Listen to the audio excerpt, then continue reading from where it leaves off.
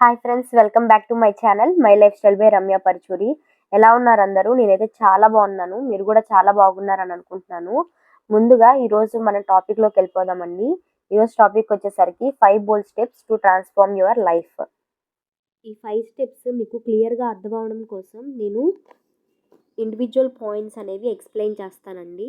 Individual పాయింట్స్లో ఇంకా sub points కూడా ఉంటాయి. సో మీకు ఇంకా ఈ కాన్సెప్ట్ అనేది క్లియర్గా అర్థమవుతుంది. ఫస్ట్ది వచ్చేసరికి ఎంబ్రాసింగ్ వల్నరబిలిటీస్. ఎంబ్రాసింగ్ అంటే ఇక్కడ యాక్సెప్టెన్స్ అని అర్థం. వల్నరబిలిటీస్ అంటే నాశనాలు, అంటే మనలో ఉన్న చెడుని మనం అంగీకరించాలి అని సింపుల్గా చెప్తున్నారు. షేరింగ్ పర్సనల్ స్ట్రగుల్స్ అంటే మనం వేరే వాళ్ళతో కనెక్ట్ అవ్వాలంటే మన పర్సనల్స్ అనేవి షేర్ చేసుకుంటూ ఉండాలన్నమాట. అది కూడా ఒక లిమిట్ ఉంటుంది, కానీ కొంతవరకు మనం షేర్ చేసుకోవచ్చు. ఫర్ ఎగ్జాంపుల్ కెరీర్ ప్రకారంగా చూసుకుంటే మన కెరీర్ గ్రోత్ గురించి మాట్లాడుకోవచ్చు. మన కెరీర్లో మనం జాబ్ ఒకవేళ లాస్ అయితే ఎందుకు లాస్ అయ్యామనే విషయాల్ని మనము షేర్ చేసుకోవచ్చు. వాళ్ళు కూడా అదే పొజిషన్లో ఉంటే కనుక ఈజీగా కనెక్ట్ అవుతారనమాట. అలాగే ఏదన్నా రిలేషన్షిప్ స్ట్రగుల్స్ కానీ లేకపోతే ఫైనాన్షియల్ స్ట్రగుల్స్ కానీ వాటిని ఎలా ఓవర్కమ్ చేశారు, ఎలా బడ్జెట్ వేసుకున్నారు, అలాంటి విషయాలు షేర్ చేసుకున్నప్పుడు ఇద్దరి వ్యక్తుల మధ్యన కనెక్టివిటీ అనేది పెరుగుతుందన్నమాట. అది మీకు హెల్ప్ అవుతుంది. ఆస్కింగ్ హెల్ప్ అనేది ఒక క్రూషియల్ స్కిల్ అని నేను అంటాను. ఎందుకంటే ఒకళ్ళ గైడెన్స్ కానీ సపోర్ట్ కానీ మనకు కావాలన్నప్పుడు మనం మొహమాట పడకుండా అడగాలన్నమాట. అప్పుడే మనకి ప్రాబ్లం అనేది త్వరగా సాల్వ్ అవుతుంది. ఇక్కడ కొన్ని ఎగ్జాంపుల్స్ నేను ఇస్తాను. ఫస్ట్ అసలు మనకి ఎలాంటి హెల్ప్ కావాలి అనేది మనం క్లియర్గా ఉండాలన్నమాట. మనకి ఒక కొలాబరేషన్లో హెల్ప్ కావాలా, లేదంటే వర్క్ చేసుకోవడంలో ఇబ్బందిగా ఉంది కాబట్టి హెల్ప్ కావాలా, లేదంటే జనరల్గా ఏదైనా హెల్ప్ కావాలా అనేది మనం క్లియర్ కట్గా చెప్పాల్సి ఉంటుంది. అలాగే ఓవర్కమింగ్ ఫియర్ అనమాట.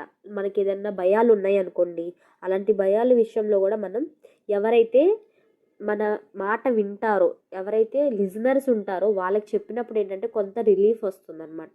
ఇక్కడ చాలామంది తెలుసుకోవాల్సిన విషయం ఏంటంటే హెల్ప్ అడగడం అనేది వీక్నెస్ కాదండి, అది కూడా ఒక స్ట్రెంగ్త్. అలాగే మనం ఎవరికి చెప్తున్నాం, ఎవరి నుంచి హెల్ప్ అడుగుతున్నాం అనేది కూడా చాలా ఇంపార్టెంట్. అయితే వాళ్ళకి చెప్పం కదా, మనం మన ఫ్రెండ్కి చెప్పాలి. ఎవరైతే వింటారో, ఎవరైతే మనకి సపోర్ట్ చేస్తారో, ఎవరికైతే ఎక్స్పీరియన్స్ ఉందో అలాంటి వాళ్ళని మనం హెల్ప్ అడిగినప్పుడు మనకి ఇంకా బెటర్ రిజల్ట్స్ అనేవి ఉంటాయన్నమాట. అలాగే మనకి ఎవరైతే హెల్ప్ చేస్తారో వాళ్ళ పట్ల మనం కొంచెం గ్రాటిట్యూడ్తో ఉండాలి. ఎందుకంటే మనకు కష్ట సమయంలో హెల్ప్ చేసిన వాళ్ళు మనం ఎప్పుడు గుర్తుపెట్టుకోవాలి కదా. అది ట్రూ ఫీలింగ్స్ అంటే మనం ఓపెన్గా హానెస్ట్గా మనకి ఏమనిపిస్తుందో అది చెప్పడం అనమాట. ఇక్కడ ఒక చిన్న ఎగ్జాంపుల్ నేను మీకు ఇస్తాను. ఫస్ట్ మనం చెప్పే ముందు ఒకసారి రికగ్నైజ్ చేయాలి అసలు మనం ఏం చెప్పాలనుకుంటున్నాము, లేదంటే అది ఫస్ట్ మనకు తెలియాలి. మన ఎమోషన్ ఎలా ఉంది అనేది మనకు తెలిస్తే అప్పుడు చెప్పడం అనేది ఈజీ అవుతుంది.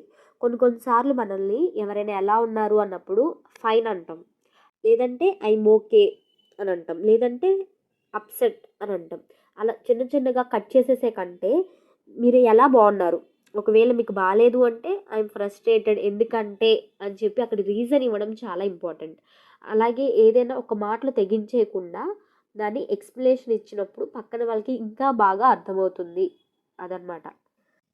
అలాగే మనం ఎలా చెప్తున్నాం, ఏ టైంలో చెప్తున్నాం అనేది కూడా చాలా ఇంపార్టెంట్.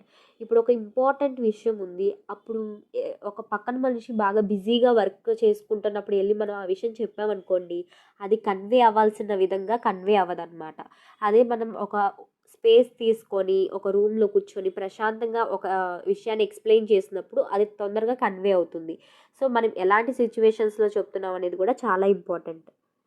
అలాగే పక్కన వాళ్ళు తప్పు చేసినప్పుడు కూడా నువ్వు చేసింది తప్పు అని కాకుండా నువ్వు ఇది చేయడం వల్ల తప్పయింది అని క్లియర్ ఎక్స్ప్లెనేషన్ ఇవ్వాలి. నీ పర్స్పెక్టివ్ ఏంటి, అసలు నువ్వేమనుకుంటున్నావు అనేది క్లియర్గా చెప్పడం అనేది, నీ ఫీలింగ్స్ని ట్రూగా చూపించడం అనేది చాలా ఇంపార్టెంట్. యాక్సెప్టింగ్ క్రిటిసిజం అనేది ఒక వాల్యుబుల్ స్కిల్ అండి.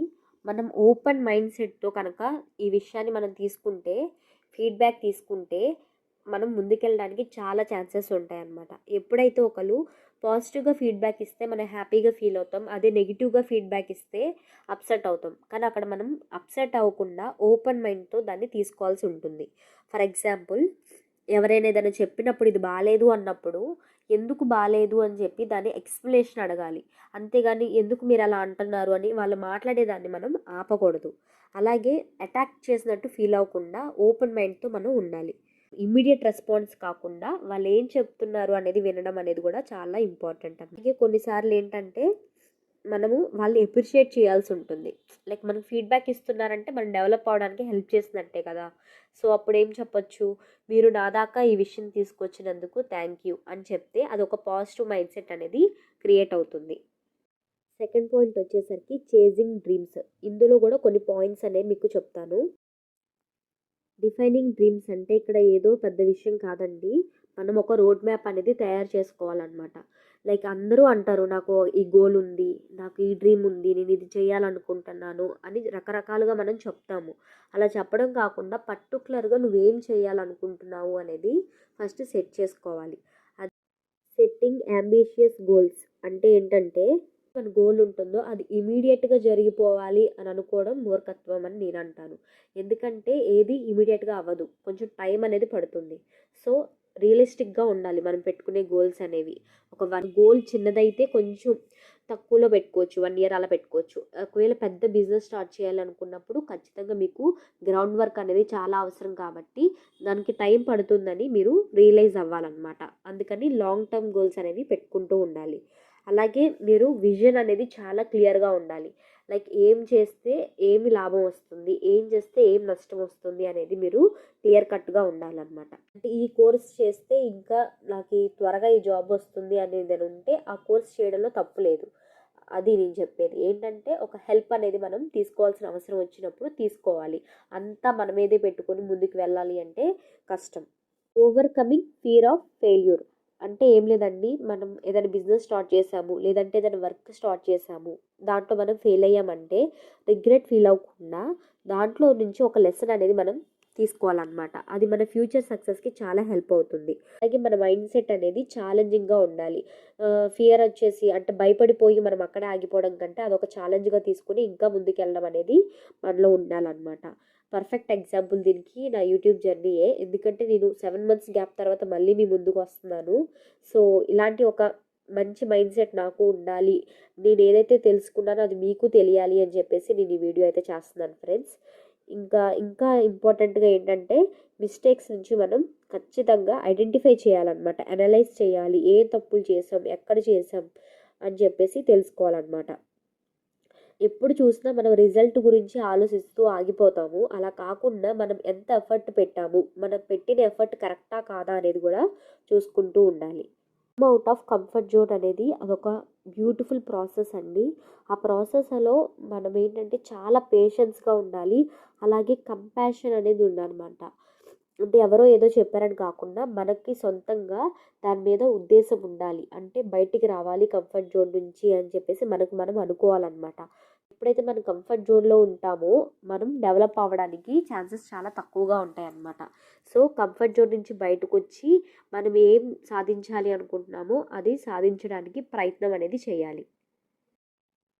గ్రోత్ మైండ్ సెట్ ఇది సింపుల్గా చెప్పాలంటే what you focus on is what multiplies.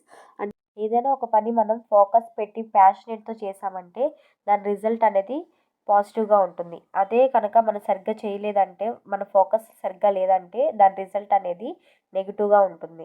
ఈ వీడియోలో నేను 2 పాయింట్స్ అయితే ఎక్స్ప్లెయిన్ చేశాను. నెక్స్ట్ వీడియోలో రిమైనింగ్ 3 పాయింట్స్ ఎక్స్ప్లెయిన్ చేస్తాను ఫ్రెండ్స్. ఎందుకంటే వీడియో లెంత్ ఎక్కువైపోతుంది. ఈ వీడియో మీకు నచ్చినట్లయితే please like, comment, share and subscribe to my channel. Thanks for watching.